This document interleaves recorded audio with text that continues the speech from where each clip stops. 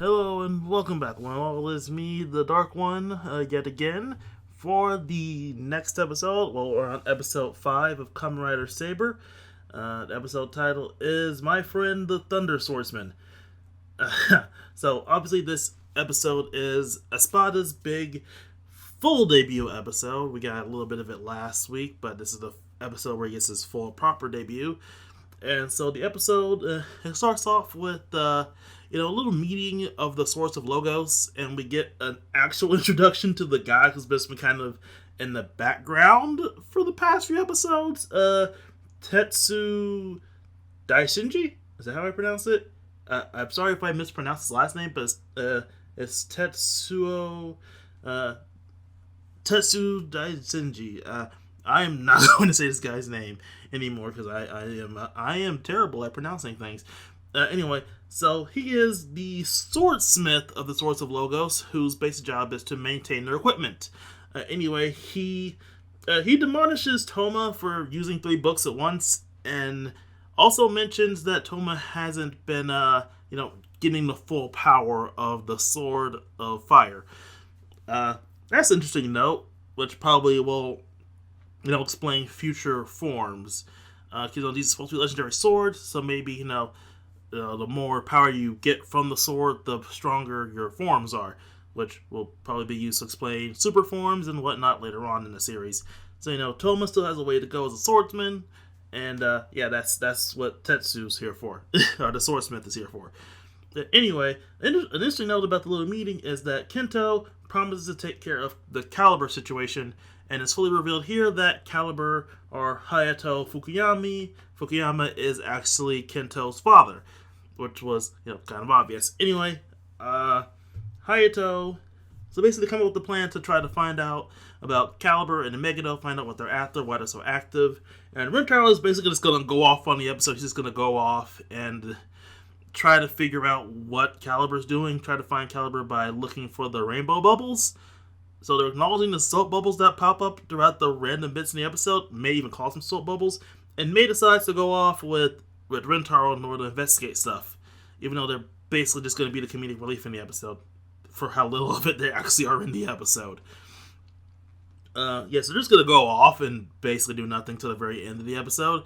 An interesting note is kind of funny because May, at first she thinks that Toma is doing work, and then finds out he's just organizing all the information that he's gotten about the Swords of Logos and basically everything that's happened in the past 5 episodes, and she has to make a call to her boss about it. Well, her boss calls her, and she has to basically be like, hey, I'm sorry, and tells Toma to put in a good word for her, Rentaro, and the other swordsman, because she still wants to be involved in this otherworld business.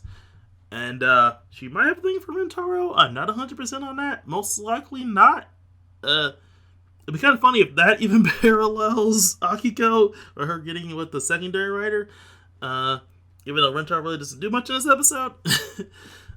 So again, the episode focuses on Kento, because, he's hung up on his dad, Hayato, or Caliber, and they fight the Megiddo of the week, who is a Piranha Megiddo. They're actually 2 Piranha Megiddo, older and younger brother pair.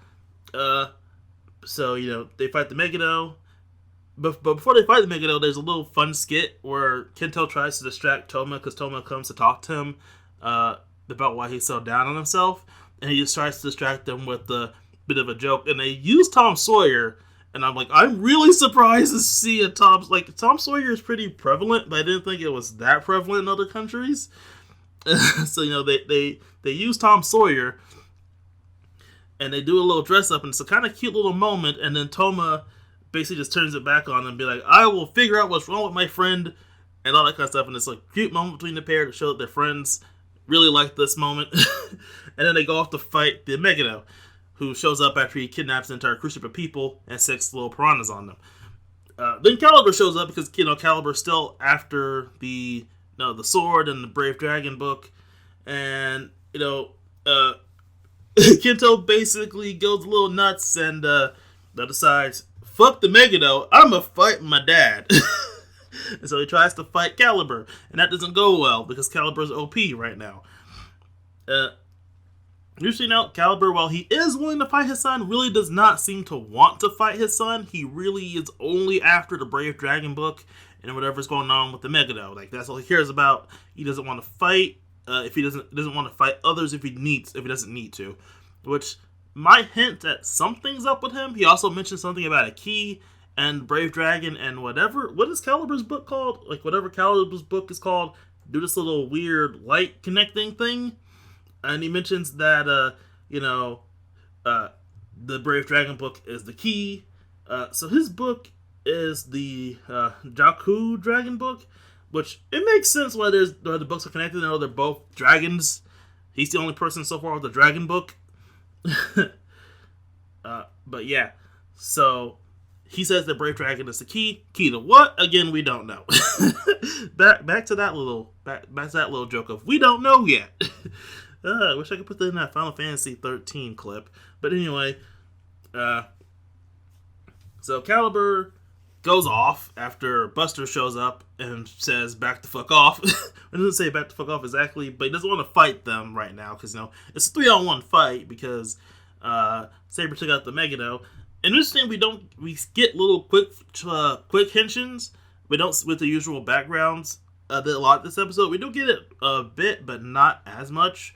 We only really see Brave Dragon. We only see Saber and Espada do it, and only once. Like any other transformation they have is like a quick change, not the whole thing that they've been doing so far, which is interesting. Like if the moment requires it, they'll do the quick change, not the full thing. Which obviously they were going to do that. So maybe the whole, background and pre-recorded stuff will just be on the side for major transformations after a certain point in the series when stuff gets more serious. But for right now, that's what we're dealing with. Not that I mind them, I kind of do like those, even if they are a bit forced sometimes, but it's still cool. Yeah, anyway, they go back to the human world, go back to the real world, and Buster has a really good moment with the Espada.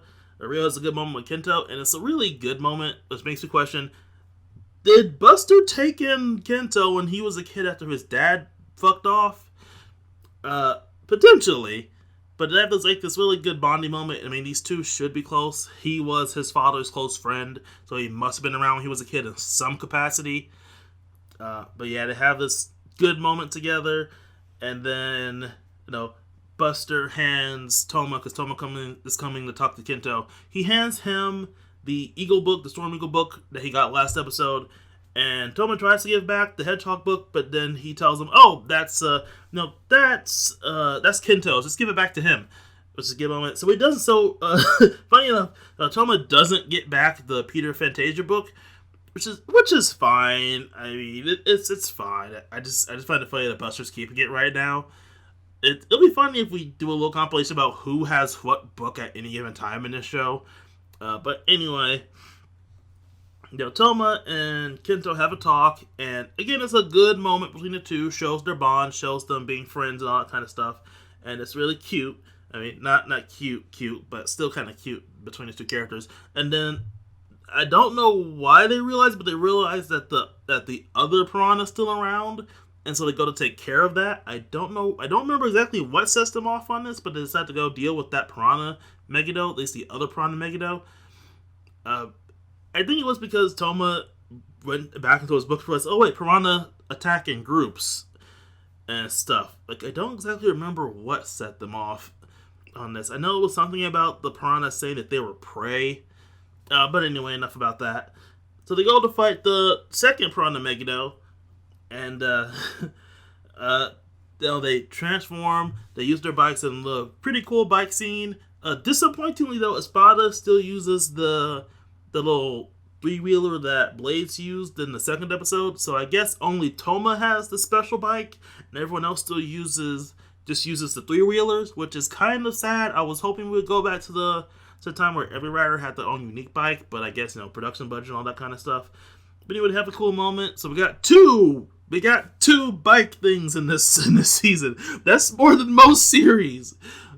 Most series, the bikers just drive the bikes after this point. But we got 2 episodes where they use the bikes. Still I still want to point out that we've had cell phone bikes for the longest time, and I just realized that, and I'm kind of sad about that. But I'm happy that they at least used the bikes more than once in this season. That's hopefully we can get a third. Then this will be the most they've used the bikes in a long time. Like, shoot, I think how many bike scenes that X8 have? I think at least 2, maybe 3. I know Build had like 2 or 3 times to use the bikes. Zio, I don't even know. Did he ever use the bikes in Zio for more than one thing? Well, anyway. So at the very end of this, after the Piranha Megado's dealt with, also Toma uses the Dragon Eagle. At the very end of this, Rentaro and May are fucking around trying to find out about more of the salt bubbles, and then they come across the Vast, who just randomly pops up in front of them and basically says, stuff's going down. Doesn't really give a full explanation before Zuos, that's a weird name to pronounce, Zuos shows up and takes him away. He's said to be the ruler of all animals, because remember, the Megiddo and the Riders, they're broken up into 3 categories. Legendary beast, animals, and stories. I just look at the name list, and they had each of the main Megiddo guys each have what they're in charge of as their name. Like Zuos is called Zuos, and he's the ruler of all animals. Storios is probably the dude in charge of stories. And allegedly, I hope I'm pronouncing that right. I'm probably pronouncing that wrong. It's probably the legendary beast guy. That's kind of funny. Anyway, he shows up. We get to see his monster form. It looks kind of cool. Kind of looks like a wolf monster. No, I like wolf monsters. Anyway, Zuos takes the Vast away, and Rentaro's left confused about what exactly they were doing. So, yeah. That was interesting. That's going to lead to stuff next time, most likely. Speaking of next time, next episode will be the debut of Kamen Rider Kienzan, aka Ren Akamichi. So that would make all 6 of the original riders that were planned in pre-release material showing up. So, that's 6. We're going to get more. We're going to get more riders. I mean, we're going to get a 7th rider after the crossover movie with Zero 1, because we always get one after that. That's the second Toy Spike in the series. We're probably going to get another one after him. Maybe the main villain after Caliber will get a rider form, because that's been popular for since X8, the main villain. Yeah, since X8, each of the main villains have a rider form. Because X8 had Kamen Rider Kronos, Build had Kamen Rider Evolt. Technically not Zio, because that was another rider, but still another riders are basically Kamen Riders with another Decade. Obviously, 01 had Kamen Rider Arc, and then Arc 1 and Arc Scorpion.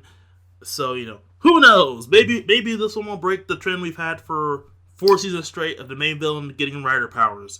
Probably not, though, because that means more toy sales. Anyway, yeah. So, overall, the episode, Espada had a fine debut. Fine moments with Toma and Espada, or Toma and Kento, showing their friendship, which was cute. Kind of sad Rentaro didn't do much. Kind of sad May didn't do much. But, it looks like Rentaro's going to get more focus soon, because I've seen episode pics of him dealing with Zuos, so maybe there's a connection between the two. We don't know yet. back to that line. We don't know yet, because still early series, only on episode 5. Yeah, and next episode is going to be dealing with Kienzan, and he seems to be a dude all about that power. Like, he's all about power is justice. So think Virgil from Devil May Cry a bit, but slightly more good. He might be a bit of a dick. We don't know yet. We'll find out. We'll find out next week. But, that's this week. Overall, again, I'm liking Saber. I like these characters. I like their character consistency. I like how fun they are as a group. And I like their little interactions. I mean, again, Kento had good interactions with everyone this week. Well, not everyone, just Toma and Buster. Toma and Rio. But, still good interactions between the characters this week. Kind of sad that Rentaro didn't get to do much. But, not... As long as, the character focus is where it needs to be, it's all fine.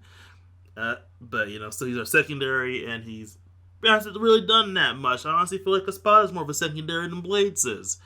But again, Blades might be getting his story focus soon because he might have a thing with Zuos coming up. Devos is still around, hopefully, because I like his suit design. And we're gonna probably find out a bit more about whatever Caliber's deal is soon, because he's getting a lot more story focus. He doesn't seem to want to fight if he doesn't need to fight, mostly relegating the fighting to subordinates like the Megiddo and whatnot. Maybe he's not so much of a giant dick. Probably is a giant dick. We don't know. We don't know. But yeah, still trying to figure that out. Thomas seems to be slowly getting his memories back. Like, he doesn't press Kento about his lost memories. He just says, one day I'll remember my memories, and then we'll have to have a talk about that. But for right now, we have more important stuff to deal with, and our friendship and all that kind of stuff. Like, he doesn't press Toma. Doesn't press Kento about the whole, oh, Caliber is your dad thing. No, he doesn't. He just worries about his friend's health, and tries to help his friend out when he's in a rough spot. Again, I really like Toma, and I kind of wish he did a bit more. But I still like him. He's a fun main writer, at least so far. Again, I like Kento. He's just a bro with daddy issues. Like, he does this little, because he does this little sweeping his hair back around his ear thing, which was a sign of affection that his father used to do to him, but now he does it subconsciously. It's sort of like in Naruto, with Sasuke, how the forehead poke thing that Itachi used to do to him when he was a kid. And I'm talking about Naruto. But, that's a little bit of subtlety that, he still has hang-ups about his father, obviously. And, just these characters continue to be interesting characters. Again, Sad May didn't do much. I still like her, even if she, so far, is just a running sugar high of a character right now. So, overall, good episode, good henshins. We're gonna get super form soon because Toma has 2 of his books. I don't know if I mentioned this in the last episode, but we do know how some of the books work. Like, the books, or at least the belts of our 3 main writers, have the little slots for the 3 separate books. They each have their own individual books: a legend book, a story book, an animal book. And they're each writers of a particular type. Saber is obviously the legendary writer. That legendary isn't past, right? I mean, legendary is a legendary animal. Blades is the animal writer, and Espada is a story writer with his Aladdin-inspired thing. So, Toma's thing so far is Dragon and Storm Eagle.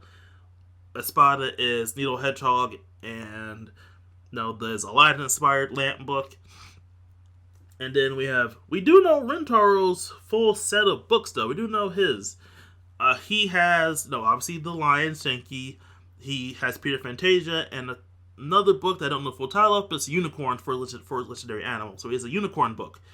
And maybe he'll be getting that, like, episode 6 or 7, because apparently he gets his before Toma does, which is interesting. So those will be the super forms that they get before the second core of the series, which would be around the movie time. And the plans weren't delayed because of the plague.